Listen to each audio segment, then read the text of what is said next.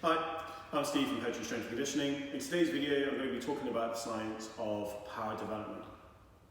A question we often ask ourselves as strength and conditioning coaches is, how can I get the maximum gains in strength and power from my athletes in the most efficient way possible? In an ideal world, we'd have our athletes at our disposal 24/7, but they have other demands on their time, such as sports training, education, work, family, and so on. So strength and conditioning is actually quite far down on their list of priorities and allocation of time. In order to answer the problem, a number of different training methods have been developed, but first we have to understand what power is. Simply, power can be defined as how quickly an athlete can apply their strength, because power equals force, which is our strength, times by velocity. So how quickly an object can get from point A to point B. There are three main components to consider when training power development with our athletes: maximal strength, rate of force development, and peak power. Maximal strength can be thought of as the cornerstone for power development. It has been shown in a number of studies that stronger athletes are able to generate more force faster than weaker athletes, which is great.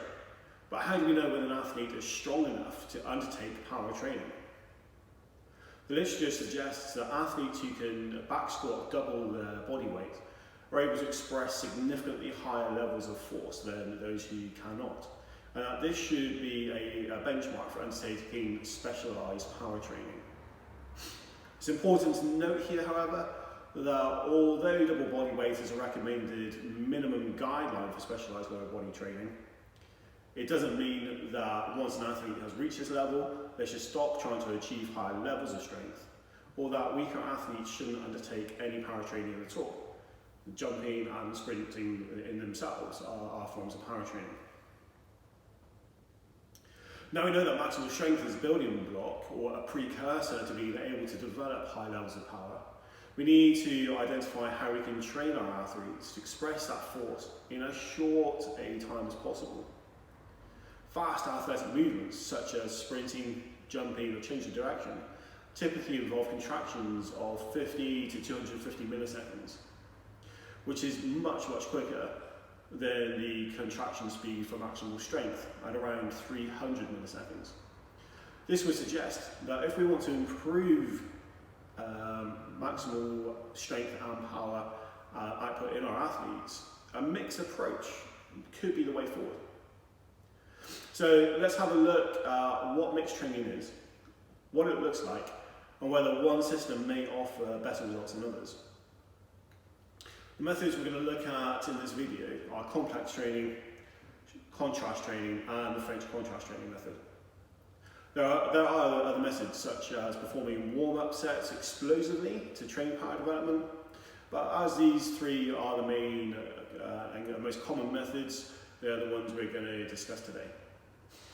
If you have any experience of complex or contrast training, you'll know that they're fairly similar and that they both pair a heavy compound lift for training maximal strength, such as the deadlift or bench press, with an explosive or plyometric exercise. The difference between the two methods comes in the arrangement of sets and reps. Let's look at an example. If I'm working with an athlete and we're in a block of contrast training, the athlete would perform a set of 3 reps of a heavy compound exercise at 80% plus of their 1 rep max, immediately followed by an explosive plyometric exercise loaded at 30% or less of their 1 rep max, or body weight for 3 reps. When the athlete has completed their set, they then have a rest of 3 minutes before commencing their next set. Here, Sean is going to demonstrate a lower body contrast set using the deadlift and counter movement jump.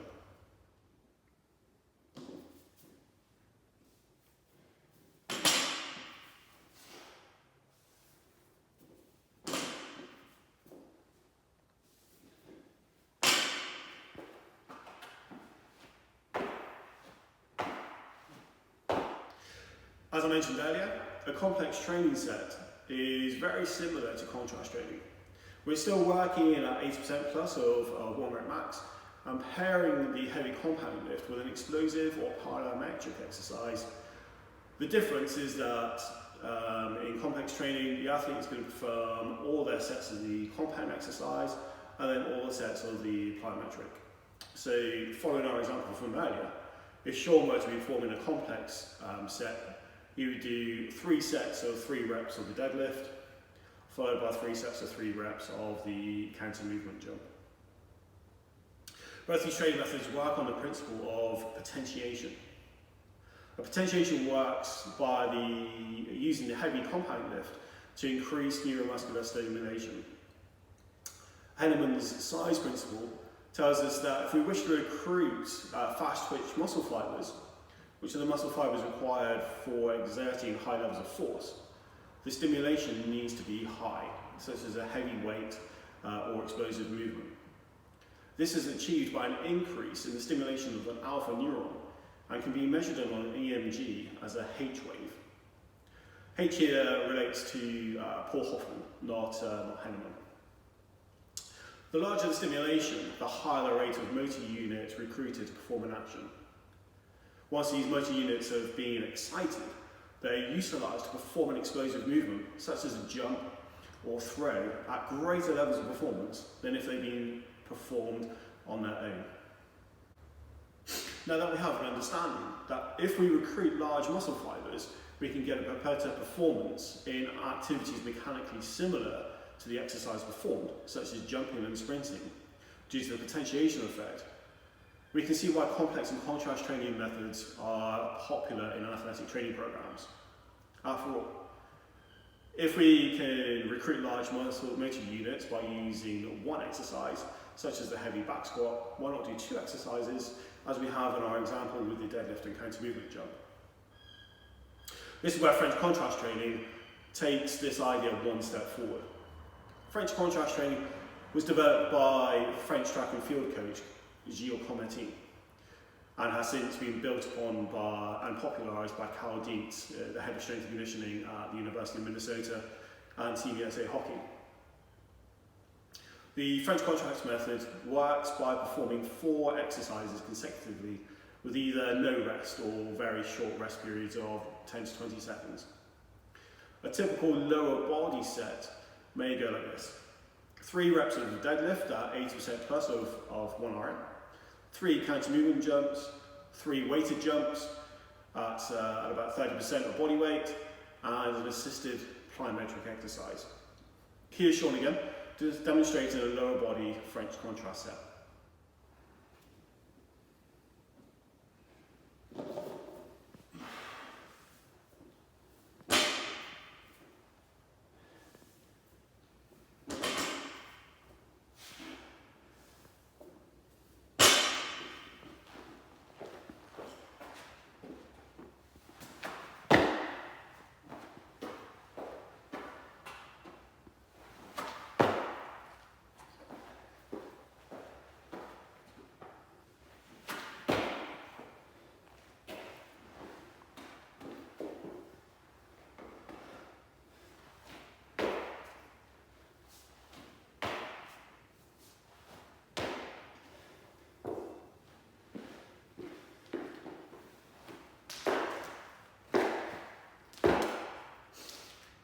Similarly, we can construct a French contrast set for the upper body. In this next mini workout, you'll see Sean performing a heavy bench press, followed by a medicine ball chest press, resisted push-ups, and then band-assisted explosive push-ups.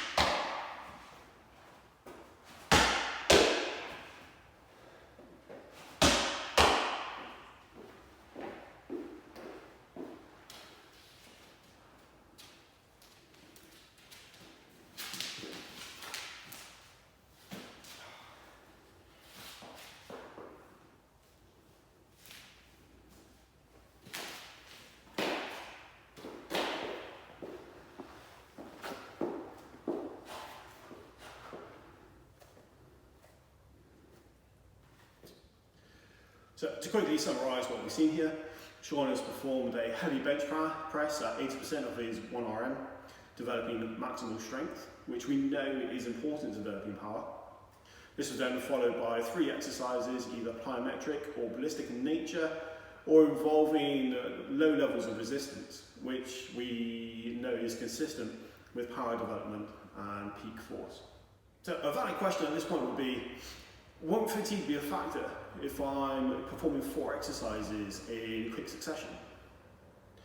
Well, in a 2018 study, a Spanish team looked at the potentiation effect of French contrast training on vertical jump performance and found that compared to baseline, the group that performed the French contrast protocol training improved their jump performance after both first, second and third sets, whereas the control group, who did not perform French contrast, actually declined in performance.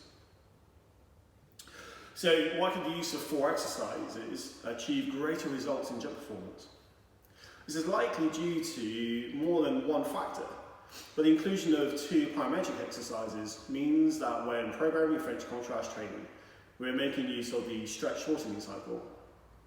The stretch shortening cycle, it describes how in athletic movements such as sprinting and jumping, an eccentric contraction is followed by a very brief isometric contraction and then explosive concentric contraction. The energy absorbed in the eccentric contraction is then stored in the musculotendinous part of the muscle structure, and if the transition to concentric contraction is quick enough, the stored energy can be used to enhance force production. In addition to this, we may be making use of the muscle spindle stretch reflex. The muscle spindle, which is central to the muscle fibre, detects the change in length of a muscle fibre and the speed at which it occurs. In plyometric activities, the stretch reflex occurs very rapidly, resulting in a higher level of muscle activation. So bottom line, which is best? Contrast, complex or French contrast training? If we compare the study by the Spanish team to another study from 2016, which examined jump performance after isometric squats as a complex set, the French contrast training returned a 6.3% improvement in acute jump performance versus 1.3% improvement after complex training. And this was a comparison between jumpers who could already jump at least 42 centimetres in the counter movement jump. That's quite a significant improvement. We can assume then that French contrast training is a superior method of training due to its multifactorial development. How can we take this forward to training with our athletes? Taking the principles of French contrast training, the stretch shortening cycle and the stretch reflex, Carl Dietz built upon Cometti's ideas and developed his triphasic training method. Dietz came to the realization that if athletic movements start with an eccentric contraction, followed by an isometric and then an explosive concentric contraction, equal attention should be paid to all 3 phases. Dietz proposed that by training eccentrically, an athlete can absorb more force and increase the amount of stored energy to be released in the concentric phase, just as we discussed when we looked at the stretch shortening cycle and stretch reflex. Similarly, isometric contractions, actions where the length of the muscle stays the same, but the amount of force required to maintain the length increases, can be trained to improve athletic performance. This is achieved by 2 mechanisms. The body is going to recruit more motor units and increase the rate at which muscle fibers fire, known as rate coding. Finally, concentric training is undertaken. Whilst concentric training may look familiar, this method of training emphasises the speed at which concentric contractions are performed. In order to fully synchronise the 3 phases of the stretch shortening cycle, concentric training must be performed at high speeds. All this is pretty cool, but how do we program it? Here's an example of how a triphasic periodised program may look.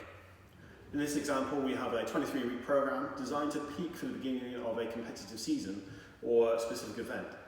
The aim of the program, as with other programs, is to build from the general to specific sport skills. An understanding of the residual effects of training is important here. Aerobic qualities and match strength have the longest residual effects, meaning that they take longer to return to baseline, while the nervous system and max speed have the shortest residual times. For this reason, aerobic training occurs early in the program, followed by max strength.